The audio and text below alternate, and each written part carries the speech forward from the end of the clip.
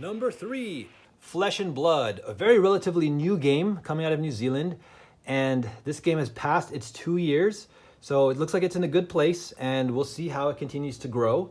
It's definitely fetching high prices for a lot of its high rarity cards.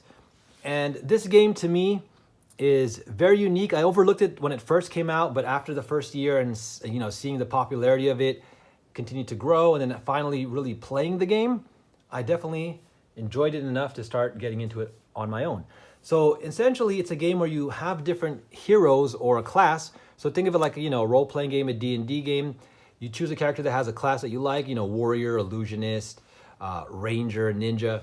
And then basically you build your deck with different attacks and cards and equipment to supplement your character. What I like about it is that equipment cards, most of them pretty much you start the game with them. You don't have to shuffle them and find them out of your deck. There are items that you get from your deck, but thematically, I like how you actually, let's say, want to have a sword or whatever, a hammer with your hero, your character. Well, guess what? You start the game with it and you pretty much always have it. You don't have to search through your deck and be like, well, I'm going into battle and I don't have a hammer until I draw it on turn 7. So that's pretty fun, thematically, and it makes sense. And again, the game to me, the best way to describe this game, it's a deck building game. It's a deck building game in the way that I mean the deck builder board games, right? So the very original Dominion when that first came out, and then all of these deck building games after that fact. The games where you basically purchase cards. You start with a small amount of usually 7 cards in your deck, 7 in your hand, and then you guys are purchasing cards, putting them into your deck, shuffling them every round, playing, shuffling, playing. This basically is a competitive PvP deck builder game.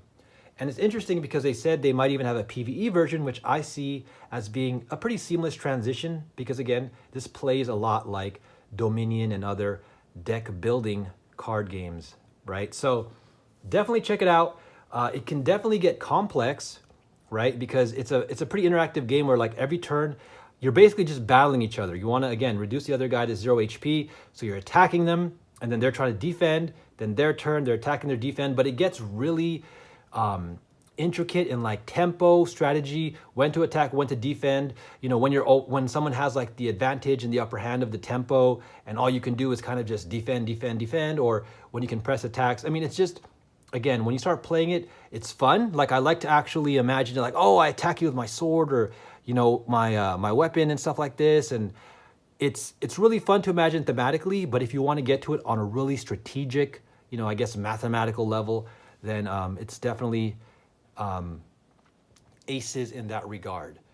So that's Flesh and Blood. And the last thing about it too that I like, it seems more serious, like Magic, in the art style and the presentation. And therefore, it can also be probably something that would be more for 15. I think it does recommend 16 years and up. Because again, it can be kind of complex and mature in the artwork. But what I really like is it has a generic fantasy feel. And it's basically, you got illusionists, you have steampunk, you have traditional knights and warriors, you have, dark magicians and all that kind of stuff. You have orcs. So it definitely has a kind of blending of all of generic fantasy. And I think that's a win for sure.